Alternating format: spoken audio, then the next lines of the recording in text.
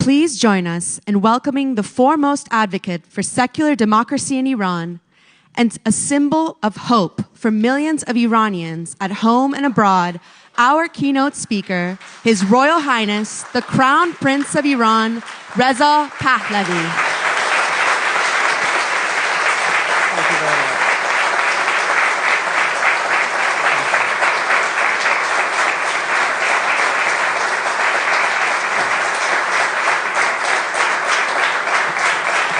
Thank you.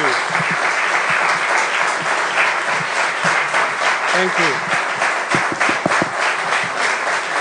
Thank you. Please. Can you hear me okay? Good. Not breaking with tradition and going over time, I plan to go a little bit over time with my timed speech. So before I start my formal speech, let me say a few words and a couple of comments based on what we heard today. First and foremost, I'm so glad to see familiar faces in this room, some of whom I've known for nearly half a century. There's at least one person in this room whom I have known for more than half a century, who was at the time our athletic and sports teacher, world-renowned. I'd like him to stand up and be recognized, Dr. Iraj Ahrabi-Fard.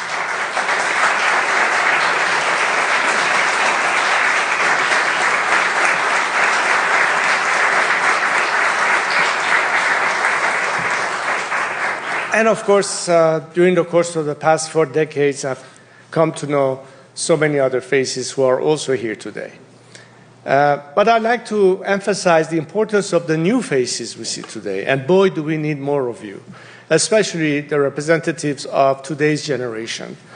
You know, when I was in Munich, I kept thinking, how many more times do I have my cheeks and my shoulders wet with the tears of grieving mothers and people who were shot in the face during the Mahsa revolution?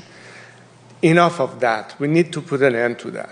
And the Gen Z of Iran today represents our hope for the future. And by the way, I want to start calling them the Gen V, because they are the ones who Now,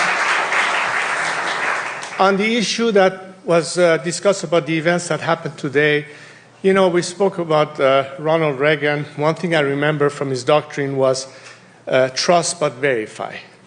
On the other hand, you have a regime who basically believes in the principle of taqiyya, which means a way to disguise your true intentions by openly lying about your true intentions. And when it comes to IAEA verification, never mind verify. Can you trust them to begin with? And how much more time will be wasted as a result, depriving an opportunity for the Iranian people to liberate themselves, and yet more tears shed for more victims. That needs to be fully understood. And I specifically am addressing analysts, members of the media, lawmakers, and decision makers. You need to realize that there's been enough time for this regime to show its true intentions, and we know it's certainly not good, it's only evil. And hopefully we who represent the alternative will prove to the world that rather than getting this regime more opportunities to blackmail governments by taking hostages to barter them for their own existence, we need to put an end to all of that. So this is an opportunity not to be missed. That's why we're here today.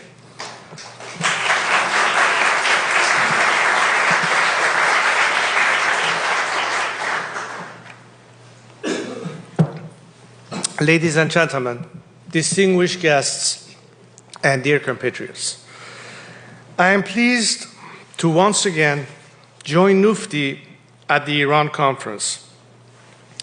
Over the past 4 years, this conference has become more than just an annual event. It has become the leading forum to discuss and debate Iran, Iran policy, and our nation's future.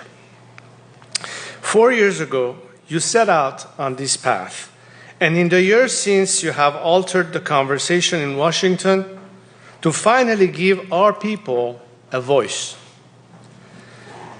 You are forging unity within the Iranian diaspora. I am proud to stand along you, and I look forward to continuing our collaboration in the critical months and years ahead.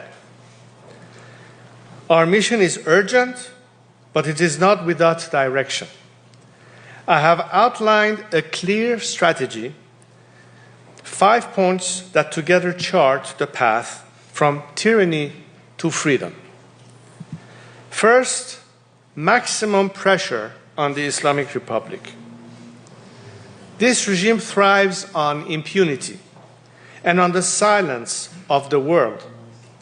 We must ensure that the world never forgets the crimes of this regime, from executions and torture to corruption and theft on a national scale. Second, maximum support for the Iranian people.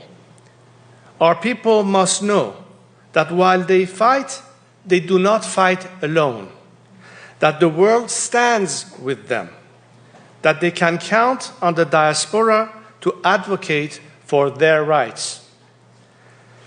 Third, maximum defections from the regime.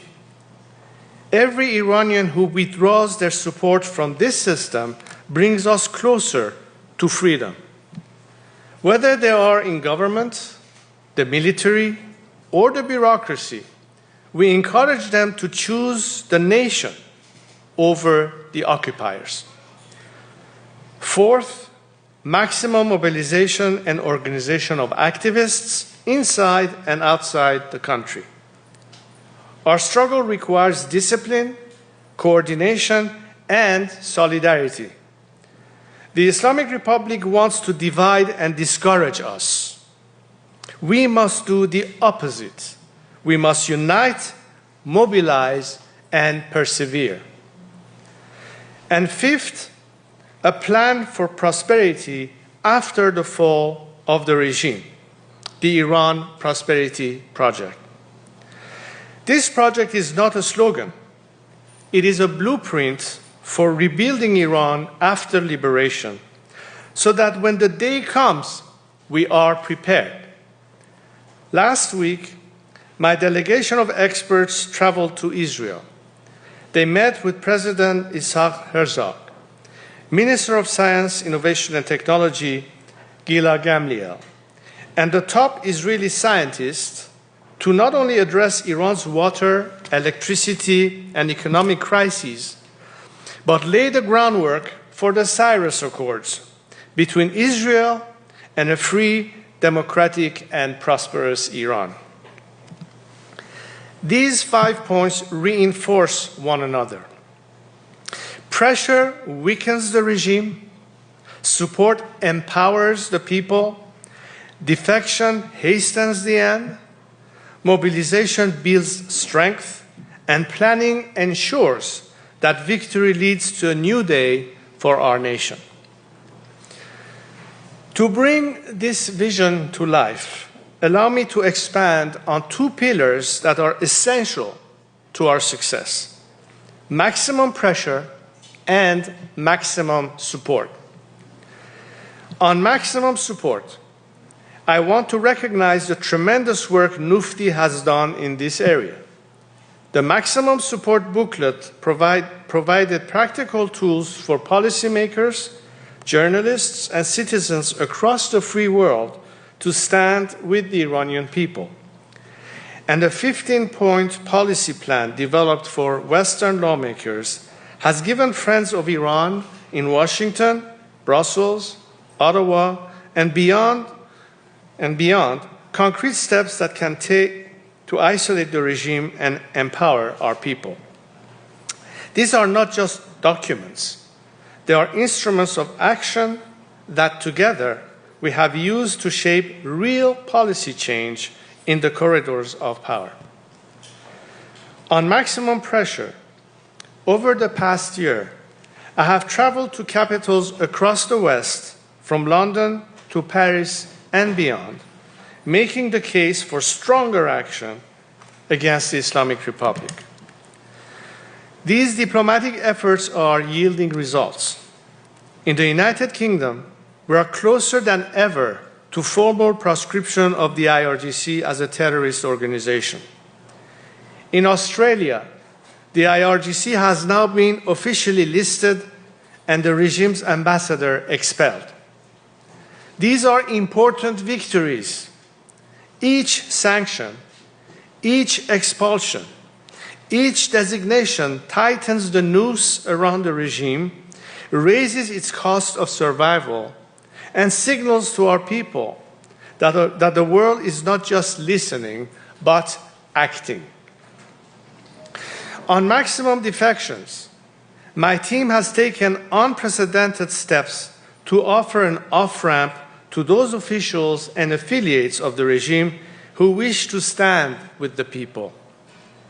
Tens of thousands of Iranians across the armed forces, bureaucracy, and state apparatus have joined the defection platform we launched this summer. They have accepted the call to defy the regime and join the nation.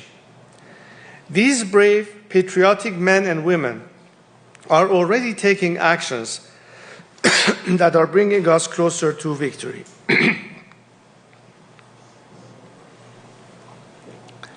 On maximum mobilization, this summer in Munich, I hosted the Convention of National Cooperation to Save Iran, an unprecedented moment in our movement's history. More than 500 activists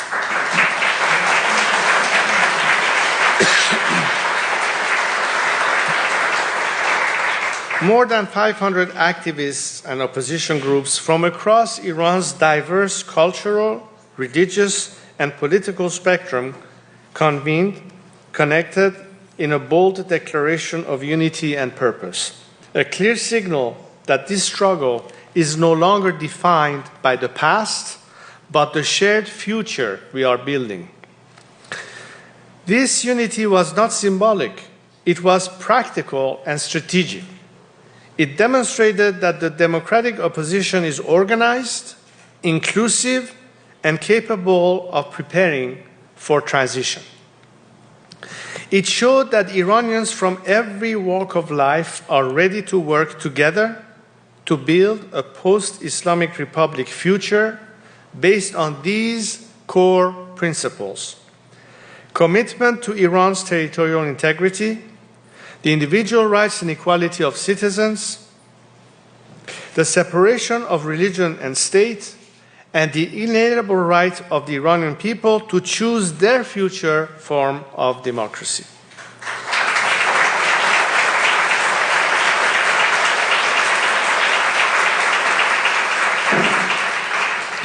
Munich was only the beginning.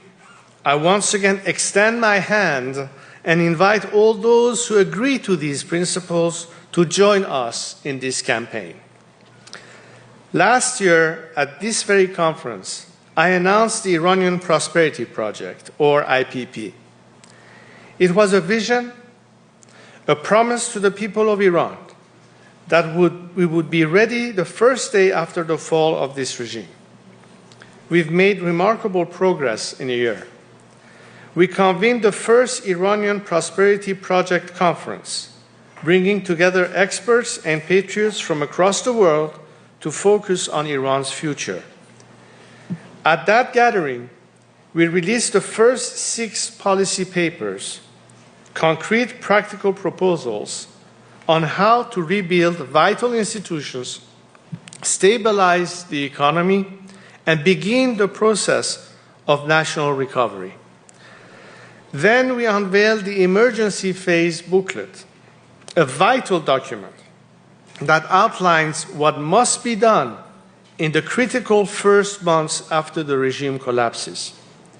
From ensuring basic services, to stabilize the currency, to restoring law and order, this emergency plan will help prevent chaos and ensure a smooth transition. And perhaps most importantly, we launched a public comment period. For the first time in modern Iranian history, a project of this scale and importance has been opened to every Iranian for review, input, and critique.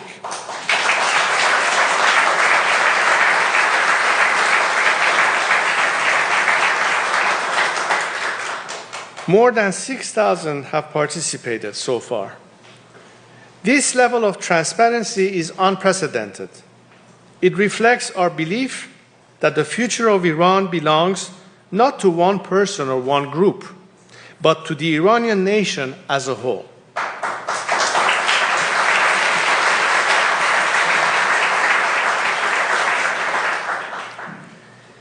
In the coming months, more work will be done. The plan will evolve through debates, feedback, and dialogue. And when the day of freedom arrives, we will already have in the hand the framework needed to restore order and launch a new era of prosperity.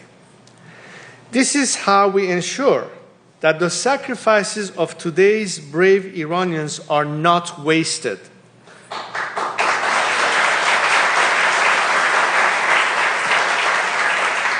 This is how we honor those who have fallen in the struggle.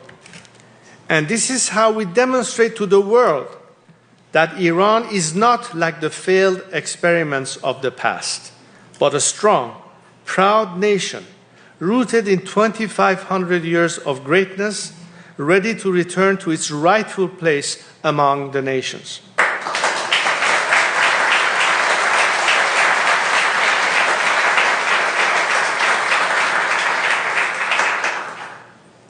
My friends, many people in Iran and around the world have been asking whether the regime has weathered the latest storm, whether despite the devastating blows it has suffered, it will be able to regroup and survive. My answer to this is no. We are past this point.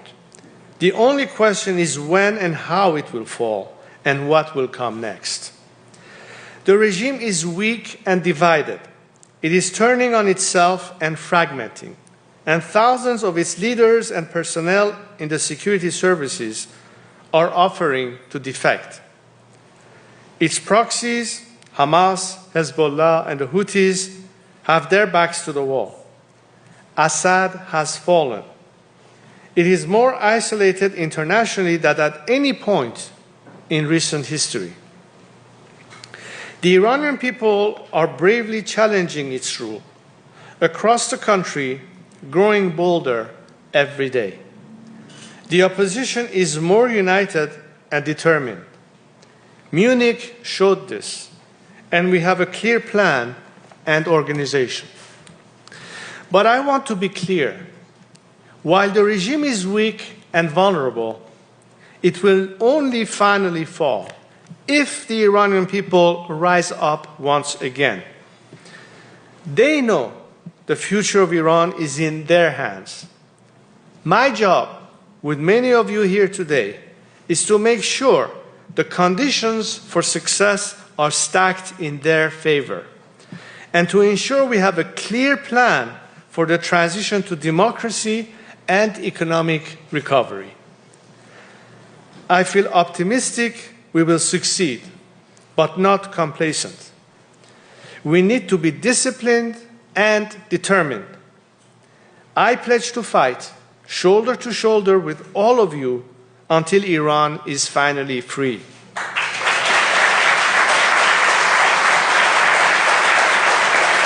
Thank you. May God bless the people of Iran, and may freedom soon bless our homeland. Thank you very much.